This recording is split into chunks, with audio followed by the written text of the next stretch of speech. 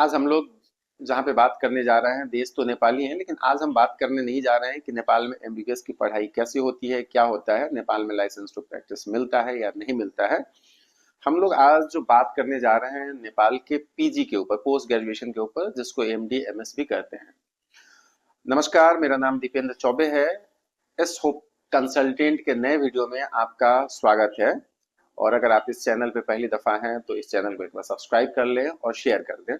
तो आज हम लोग जिस वीडियो पे, जिस टॉपिक पे बात करने जा रहे हैं, इस पे बनाने की जरूरत इसलिए पड़ गई कि पिछले 4-5 दिनों से इंडिया के कई स्टेट से मेरे पास इतने फोन कॉल्स आए और लोगों ने ये जानने की कोशिश किया कि नेपाल में पीजी का एडमिशन प्रोसेस क्या है।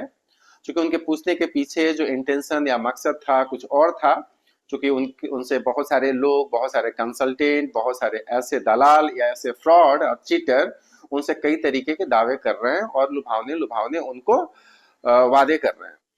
तो कई जगहों से फोन आया, तो मैंने सोचा कि इसके ऊपर वीडियो बनाया जाए। और चूंकि आप हो सके तो आप अवेयर हो जाएं उन लोगों से भी है। तो इस पूरी कहानी की शुरुआत हो रही है 28 नवंबर 2024 को।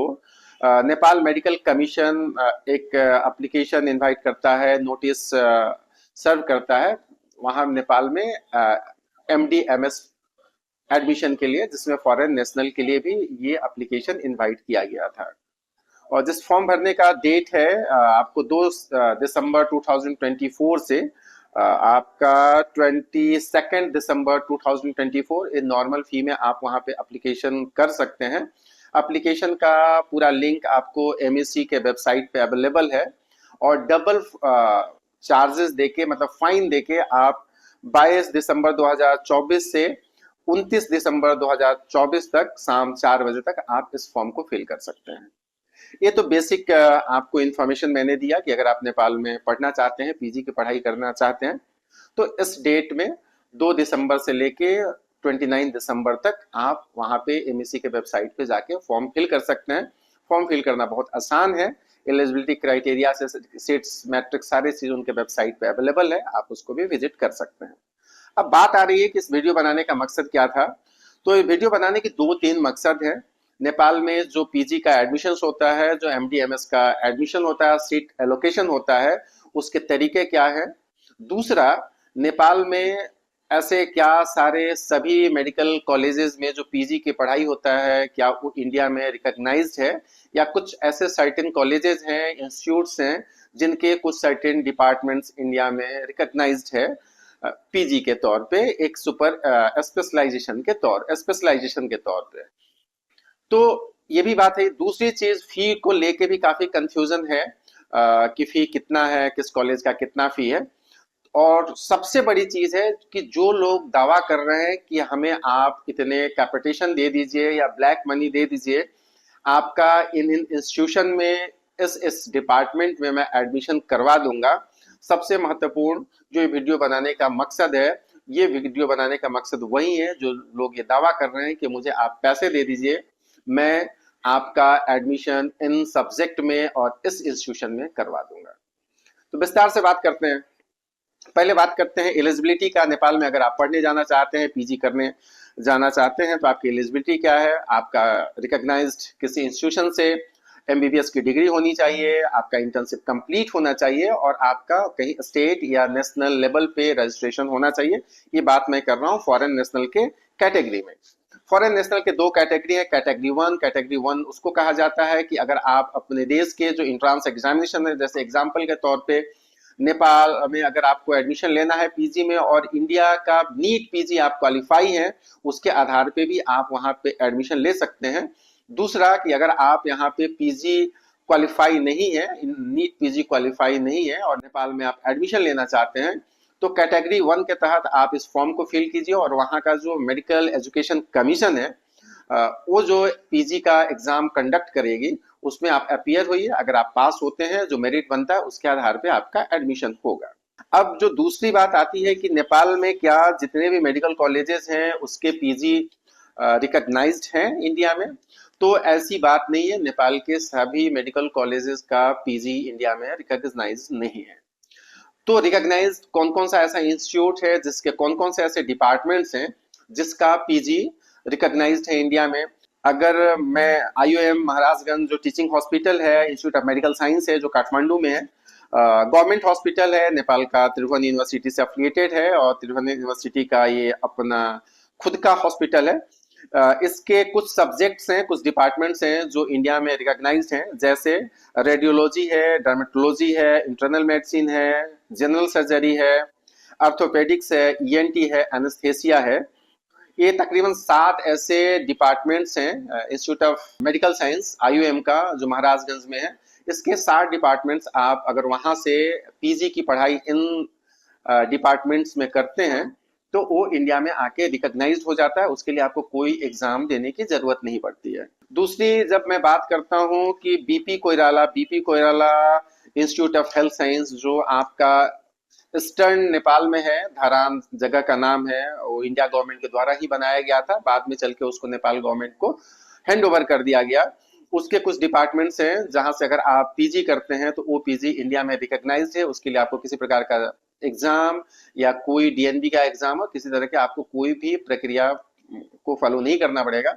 वो आप आते हैं और जैसे इंडिया से PG करने के बाद आपका PG एज ए स्पेशलिस्ट आप रजिस्टर्ड होते हैं, आप इन्फॉर्म करते हैं स्टेट मेडिकल काउंसिल में या नेशनल मेडिकल कमीशन में, उसी तरीके से आप इसके बारे में कर सकते हैं और ये डिग्री यहाँ पे रिकॉग्नाइज्ड है।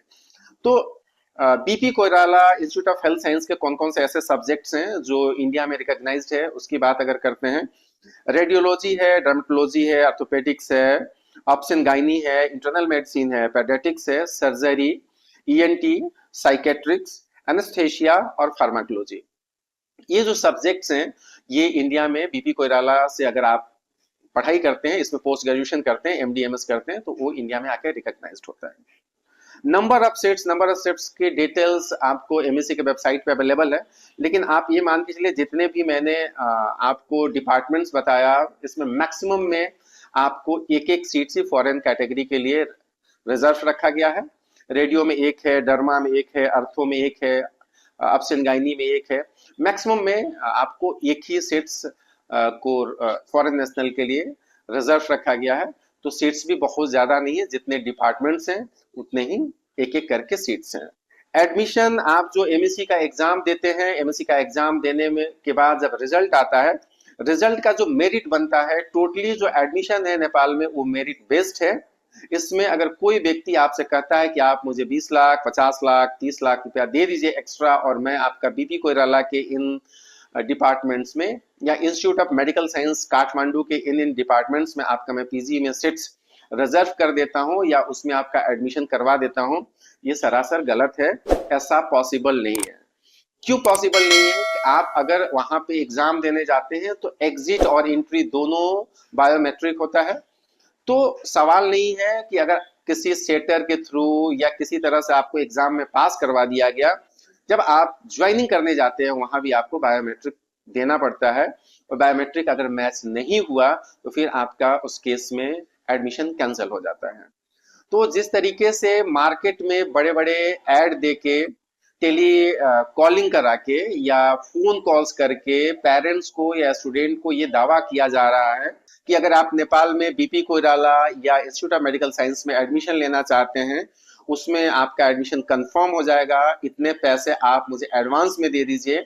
ये डिमांड 20 लाख से लेके 50 लाख तक के बीच में किए जा रहे हैं मार्केट में और पेरेंट्स काफी कंफ्यूज हो रहे हैं। उनको ये भी दावा किया जा रहा है कि इससे पहले भी हम लोगों ने कई ऐसे बच्चों को इस तरीके से एडमिशन करवा दिया है और जब पेरेंट्स पूछ रहे हैं जो एडवांस पैसे क्यों चाहिए आपको, तो उसमें नेपाल के कई ऐसे MSc के भी नाम आ रहे हैं, जबकि ये गलत है। वो कंसल्टेंट या जो ब्रोकर हैं अपने सेफ लैंडिंग के लिए या डिफेंस मैकेनिज्म के तौर पे उन लोगों का नाम भी यूज कर रहे हैं कि पहले पैसे उनको देने हैं और फिर जब आपका काम हो जाएगा तब तक के लिए आप मुझे पोस्ट डेटेड चेक दे दीजिए, बच्चे का ओरिजिनल डॉक्यूमेंट्स दे दीजिए और मैं एडमिशन के बाद आपको पैसे दे दूंगा।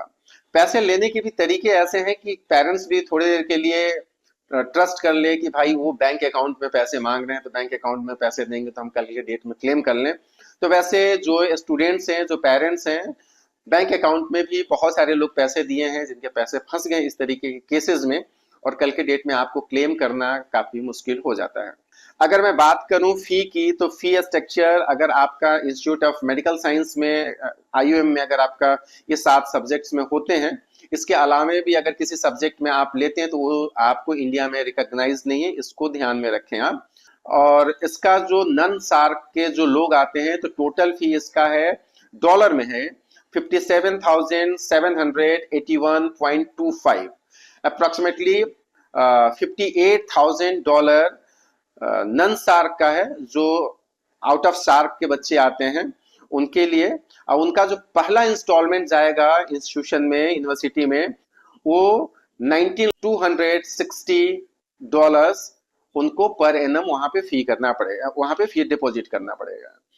अगर सार्क कंट्री के बच्चे अगर कोई एडमिशन ले रहा है नेपाल में इन कोर्सेज में, तो उनका फी जो वहां पे गवर्नमेंट ने तय किया है 22,003, अप्रोक्सीमेटली $22,000 है। इनका जो पहला इंस्टॉलमेंट जाएगा $17,334 इनको पहला इंस्टॉलमेंट पेमेंट करना पड़ता है। बीपी कोइराला के अलग अलग कैटेगरी में फी है। आईयूएम का फी सबके लिए, हर डिपार्टमेंट के लिए एक ही है जो मैंने बता दिया। 58 के आसपास नन सार्क का लगेगा टोटल फी, और सार्क कंट्रीज के लिए $52,000 लगेगा। ये इंटायर कोर्स का फी है। बीपी कोइराला में ऐसा नहीं, बीपी कोइराला के अलग अलग सब्जेक्ट के अलग अलग डिपार्टमेंट्स के अलग अलग फी है। अगर मैं बीपी कोइराला के फी स्ट्रक्चर के ऊपर बात करूं तो वहां पे 3 कैटेगरी में फी रखा गया, अलग अलग डिपार्टमेंट्स के फी अलग अलग हैं। साइकेट्रिक्स, एनेस्थेसिया, ईएनटी का टोटल फी है कि डॉलर में है, यूएस डॉलर में मैं बता रहा हूँ, 93,158। गायनी, मेडिसिन, सर्जरी, पेडियाट्रिक्स का बीपी कोइराला में जो फॉरेन नेशनल का 3 इयर्स का फी है 1,53,158। ये डॉलर में, इंडियन करेंसी में नहीं बोल रहा हूँ, ये डॉलर में है। रेडियो और डर्मेटोलॉजी की मैं बात करूं तो इसका जो बीपी कोइराला फी चार्ज करता है 3 साल का $1,68,158। ये फी आपको पे करना पड़ेगा।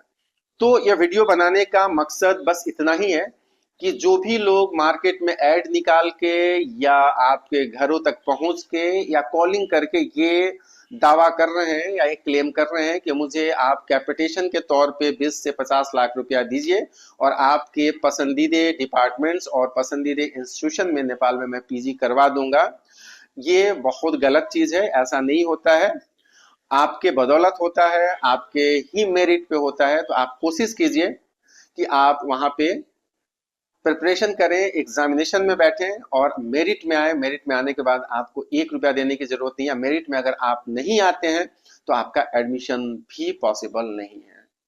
तो इन सब चीजों पे ध्यान रखें और ऐसे लोगों से बच के रहें, ऐसे लुभावने ऐड से बच के रहें, ऐसे फोन कॉल से बच के रहें और अपनी पढ़ाई पीजी की तैयारी पे रखें जो नेपाल में एग्जाम देने जा रहे हैं। और इस तरह के लोगों से बचिए, और इस तरह के नेपाल में कोई भी काम नहीं होता है। तो ध्यान रखिए, सतर्क रहिए। बहुत बहुत शुक्रिया।